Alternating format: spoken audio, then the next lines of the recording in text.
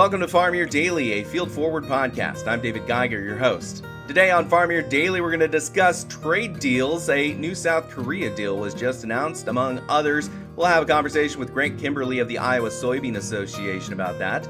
Then a conversation with Gentry Sorenson, an ISU Extension agronomist, about the crops in northwestern Iowa, as well as some of the derecho aftermath. Please be sure to like and follow the podcast. We would love to have you join our community, making sure folks are informed about what is affecting our farmers. This is Farm Year Daily.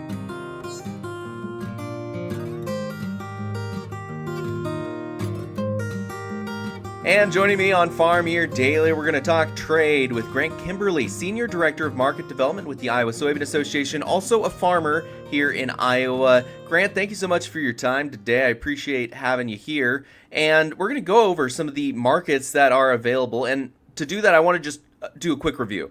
Because in the first Trump administration, we had the Trans-Pacific Partnership that was talked about. That was put away. It was a big partnership with a bunch of Eastern Asian countries and the U.S. and a couple other places. That was tossed aside because we wanted to go bilateral trade agreements through the Trump administration. And there were bilateral trade agreements made through Japan and South Korea specifically. But now we're getting new announcements of trade deals, including one, I think it was last week for Japan, and one just this week for South Korea. First off, when you hear about those new trade agreements being made, what are they and what do you think of? Yeah, thanks for having me today. It's hard to say for sure because, quite frankly, a lot of these announcements have been announced as framework deals, meaning there's not a lot of specifics with them. There's a few general things that are mentioned, but maybe a few dollar amounts get thrown around. But there hasn't been a lot of specifics there. From a soybean perspective, we were very pleased, the last time around when we negotiated a lot of these bilateral trade agreements. And so we have to remember, we already had free trade agreements with Korea, Japan, of course, USMCA and a few others as well. And so we had good market access to some of these markets already. We had duty-free access from a soybean perspective.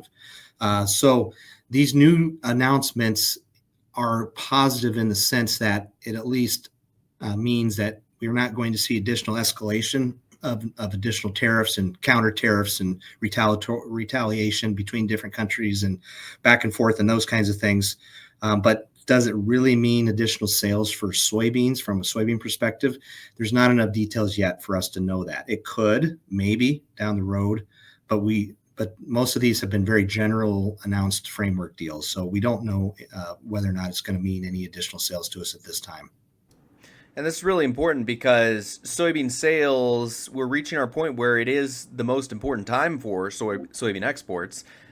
What does this mean for trade deals in general or for the U.S. soybean when it comes to trading with our biggest partners, which would be Canada, Mexico, China, South Korea, Japan, some of the biggest ones where our soybeans go? Yeah, and the EU as well. I'll throw them in there. We are getting to that time of the year where you start to see some new crop soybean export sales put on the books.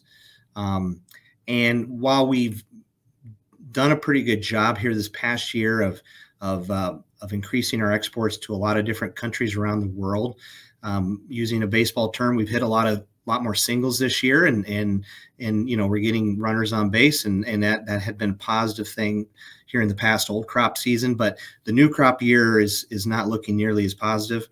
We don't have nearly as many new crop sales on the books right now, which is unusual for this time of the year. Usually you're starting to see some of those things put in place. And quite frankly, the biggest one out there is China. And that one we don't have any resolution to that situation yet. We have seen an extension of trade negotiations between the U.S. and China. August 12th, I believe, is another deadline coming up. But mostly what I've heard out of that is that probably we'll just see another extension of 90 days of trade negotiations, which I will have to say that's not positive for soybeans because we've not seen any new crop soybean sales on the books for China yet. And that's highly unusual. Usually they've started to purchase some. And that's because China has reinstated the retaliatory tariffs from the first trade war at 20% plus their value added tax and a couple other duties that they have, small duties. So in the net effective rate for U.S. soybeans into China is in the low 30% range, which is basically keeping us uncompetitive in that market. And so we do not have any new crop sales to China right now because we don't have resolution on the situation there. And that's the biggest one out there that matters. There's no way around it from a soybean perspective. We have to have resolution there. And just to clarify, when you're talking about that 30% on top of Chinese soybeans, tariffs, once again, are a tax on companies within the country for them buying products that are outside the country in specific places. So that 30% is wouldn't go to the farmer if they did buy U.S. soybeans. It would be a tax that the Chinese government takes on top of what they pay for U.S. farmer goods. Yeah, that's a retaliatory tariff that China has on place of if their buyers would buy U.S. soybeans, they'd have to pay that, which basically means they're not going to buy U.S. soybeans. And so that's what's pretty much going to happen. Now, last trade war, they did buy a small percentage because they needed a certain amount of our soybeans for their long-term storage program, which U.S. soybeans do work much better than Brazilian soybeans. Brazilian soybeans don't store very long at all. So there's a chance that, there could still be small purchases that happen later this year for the Chinese for that purpose there. But overall, they don't buy soybeans when these retaliatory tariffs are in place because it just makes them more expensive than South America. So we have to have a resolution. We want to go back to the phase one trade deal where there was guaranteed purchase agreements, commitments by the Chinese in there. Of course, they didn't satisfy and fulfill all of those. But the very first year, they did work a long ways towards moving in that direction. But of course, we had COVID and other things happened. So, but if we went back to something like that and we got the retaliatory tariffs removed from China, then that would be positive for U.S. soybeans. But that hasn't happened yet, and that's what we're waiting on. Yeah, if I recall, we didn't get really past phase one. It was called the phase one trade agreement, and then there was supposed to be a phase two, but I don't recall that happening. Yeah, there was talk about another a phase two trade agreement, but change of administration at that time and everything else that just fell off the table. So it didn't happen, but we hope that during these negotiations now they can get back to a point where we have a up phase 1.1 or a phase two agreement, however you want to label it. But quite frankly, that should include a dropping of all the retaliatory tariffs that China has right now on U.S. soybeans, because we have tariffs on them in certain products as well. And it goes, both sides are going to have to figure that out. And we need to get that figured out sooner than later because the clock's ticking and the new crop harvest is just around the corner. And we have a certain export window for North America to compete with China. Or to sell with China to compete with South America. And the longer we don't have a resolution, the longer it could be negative to the U.S. soybean market. And then all other commodity markets could have an impact on others as well, and other agriculture commodity markets. But, typically Brazil starts to harvest they'll have beans on the export market in February and March. So we need to take advantage of this sooner than later. That's why you have to have a resolution sooner than later on China, and then we need more specifics on all the other smaller countries that some framework trade deals have been announced with. We just need more details on those. This may be a bit of a tangent, but I did want to touch on export sales tend to report sales of soybeans that go to unknown destinations, and I've heard it's generally assumed that tends to mean China. Is that still going on when you say there's no purchases on the books, or is that something that you can't calculate because technically it is still unknown? Yeah, that's a good question. Yes, in the past, historically, I would say the majority of a lot of those unknown sales have been maybe Chinese in the past, but there's been other countries that have used that. That process as well. Usually those eventually have to be reported, but it's it's a little frustrating, I guess, from a farmer perspective that's even allowed. But that's kind of the way it works sometimes. But from talking to industry sources, what everybody says right now in the export industry on the U.S. side, and even some sources that are back on the Chinese side too. Any unknown purchases out there are probably mostly other countries that are just using that mechanism a little bit right now. So we really don't think there's any new crop soybean sales, unknown or known, on the books right now for new crop Chinese purchases. Let's go back to a comment you said. I mentioned some big U.S. trading partners, and you mentioned the EU as well. We did have the EU announced as a deal. That one, do we know more about that? Because I recall hearing from a lot of European side folks upset that they got kind of the raw end of that deal. Do we know some specifics, or if that might help our farmers send products over there? From a soybean perspective, we haven't really seen any specifics. There's been some talk, and in a lot of these trade deals, usually there's talk about LNG, natural gas, some energy products. There's talk sometimes about Boeing airplanes. There's talk about cars and autos sometimes. There's talk about investment dollars being brought back into the U.S. from these countries on these deals. And then usually there's some kind of baseline tariff rate that's talked about. And I think that's maybe what sometimes I think that maybe is what the European Union might be.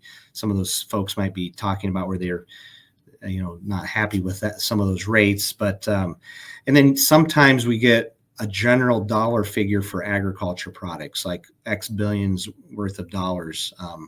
But really haven't heard that much detail here when it comes to ag exports for the EU from a soybean perspective. There could be a mention from a livestock, maybe a meat perspective, but we haven't heard a lot there. But we are hopeful that, I think they're still working through the details, that there will be some more details that come out there, and that can be positive, hopefully. If you get rid of some of the non-tariff trade barriers, the EU is notorious for having some non-tariff trade barriers. Of course, we know India is kind of the king of non-tariff trade barriers. And so that's another country that there's a lot of those with and a few Southeast Asia countries. But those are the ones we've got to keep working on and being diligent on. But again, we don't have a lot of details yet when it comes to purchases or what it might mean from a soybean perspective, at least. Grant, before I let you go, just want to touch on, as a farmer, as someone who is in the industry and marketing soybeans as well, what are you watching for then the most over the next few months as some of the trade situations unfold? Or have we already gone over the main points of making sure that those deals come through and aren't just extensions of tariffs? Yeah, I think separating out China from all the other trade deals, I think on the ones that have been announced, we need more detail, and we need it soon. And we're hopeful that means additional increase of purchases. Now, I have to say, there's countries like Indonesia. We already had 80% market share of whole beans there, and we had duty-free access for the most part. Now, we could increase our meal sales there. In countries like Japan and Korea, we could increase our meal sales in those countries. EU, we can increase our meal sales. So meal is an opportunity, I think, with some of these trade deals. We would like to see definitely increases in meal sales to a lot of these countries, because as we know, we're crushing a lot more soybeans now for the biofuel industry, that was a positive. We've had some positive announcements from the administration on the biofuel side of things. Really, a lot of those don't really kick into gear until next year, though, is the unfortunate side of things with the big, beautiful bill and some other things. But eventually, there's some positives, and we're crushing more beans as a result, and we're going to have more meal to export too. So these other trade deals that are out there, I think that's where the window of opportunity is to see increase of exports. Other markets we've had pretty good access to already. We just want to maintain that access and not lose it. And the EU is part of that too. But then you got to look at China as a separate issue, and that's a whole bean market. And there's no other market in the world that can replace them from a whole bean export perspective. So we need to see resolution to the China trade negotiations soon. We need to see the Chinese retaliatory tariffs dropped on U.S. soybeans that are already in place, and we certainly don't want to see them escalated and go higher. And also, we would like to see these negotiations come to a conclusion sooner than later. The longer they just go on and get extended, I guess that's positive in the sense that there's not an escalation, but any duty that we see is that's in the double digits, with all intents and purposes, will lock out U.S. soybeans from a lot of these markets, because Brazil will just take over those markets then. So we need to have resolution to all these deals sooner than later, because harvest is around the corner, and we got to take advantage of our North American export window, which is this fall and early winter, and that's why we need to, it's time to probably start, being more direct about this needing to be resolved sooner than later. Grant Kimberley is a farmer and also the Senior Director of Market Development for the Iowa Soybean Association. Grant, thank you so much for your time on Farm Ear Daily. You're welcome. Thank you. This is Farm Ear Daily. We'll have more conversations on the way, but first we're going to take a look at the marketplace. And there was a mixed trade going on at the close for Friday. September corn, 4.5 cents down, 3.89.5. December falling 3 cents, 4.10 3/4. Soybeans in August are unchanged, 9.61 3/4, with September also unchanged, 9.69.5. Soybean meal in August, $5.70 a ton, in the green at $267.50.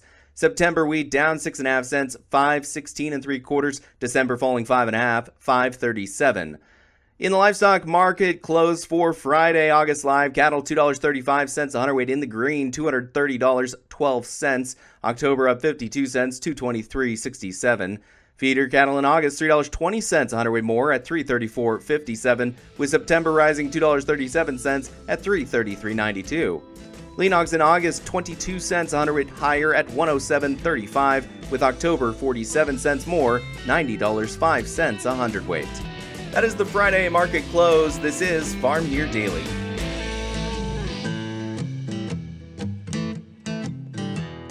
And joining me on Farm Ear Daily, we have Gentry Sorenson. He is the Northwest Iowa field agronomist for Iowa State University Extension and Outreach. Gentry, we've had you on the program before. I'm very glad to be able to talk to you again here, because I want to get a catch-up of what we've seen over the rest of June and July. I think it's been a few weeks since we chatted on this front. So let's just start there. How are crops doing in the northwestern part of Iowa? Yeah, very good question. As you proceed, the further west you go into northwest Iowa, the crops look very, very good. As you get into my colleague Leah to Naples area, the corn looks excellent. Soybeans do as well. As you proceed further to the east, in the far eastern edge of my territory, we've received quite an excessive amount of rainfall over the past month into July. Some of our rainfall estimates have gone right around 3 to 8 inches above the departure average, which is historical averages since 1951. So we've got some ponding going on, and we've received seems like rainfall every other day for a number of days here. And then here recently we received the derecho that went through the area, which was quite scary, and it caused some damages to trees and crops here and there across my area as well. I'm glad you brought that up, because it's not been talked about nearly as much as the last couple of derechos, but that is a relative, for the last few years, it's been a relatively common occurrence, happening at least once or twice a year. What type of damage did you see? Yeah, so we received wind speeds from anywhere from 90 mile an hour recorded at the Spencer Airport up to around 50 miles an hour in various areas. And it occurred kind of in the line along Highway 18 for the most part. I did talk to some people down by Storm Lake. They received some heavy wind down that area as well, usually 50, 60 mile an hour winds. They had some tree damage, some limbs down, things like that.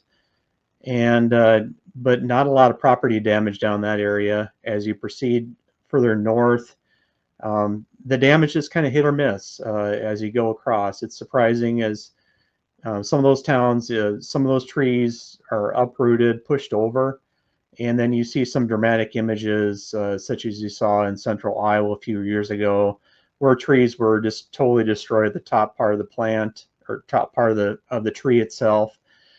And then you drive a few miles and the trees look fine. So it's really hit and miss where that damage is. When you look at the crop side of it, kind of the same story. You do understand where that high wind was in some of those areas. You see some tattered leaves on the corn plants.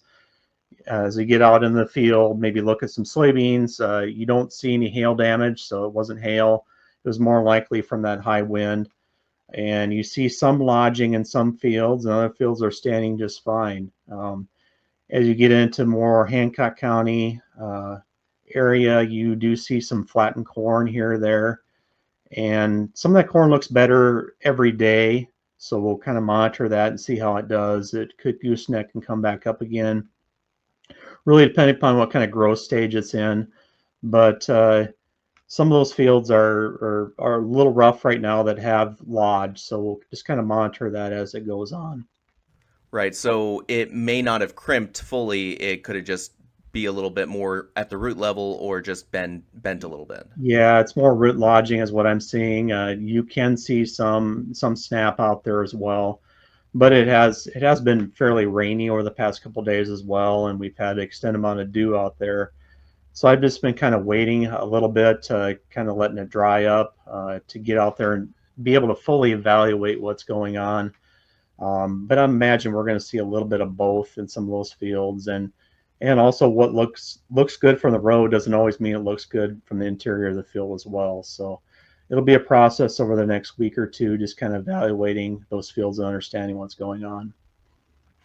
I think that I recall the term that was used back in the I think it was 2020 or 2021 derecho was wind bombs, just kind of dropping in certain spots, and that's kind of just the general type of damage you see right now even.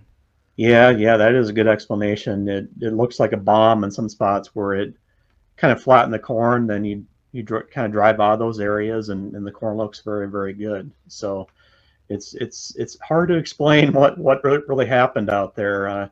Wind is a dramatic event, and when that wind came up that evening, it was quite something for sure. It was a lot of lightning and thunder. That was the front of the storm.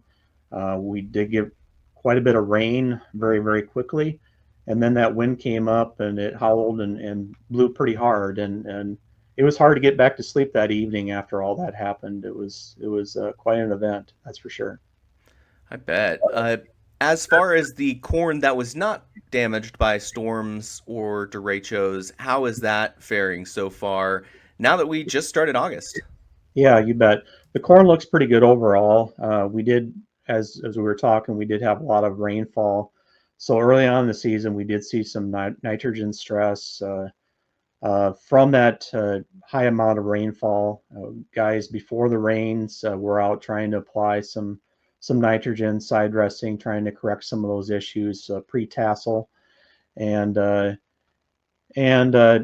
corn looked pretty good overall. We did have some drowned out spots. We're kind of in this prairie pothole area up in my area where we have some low-lying areas where if we do get extended amount of rainfall, some of those areas will fill up with water and cause issues and reduce crop yields. So we see a little bit of that here and there.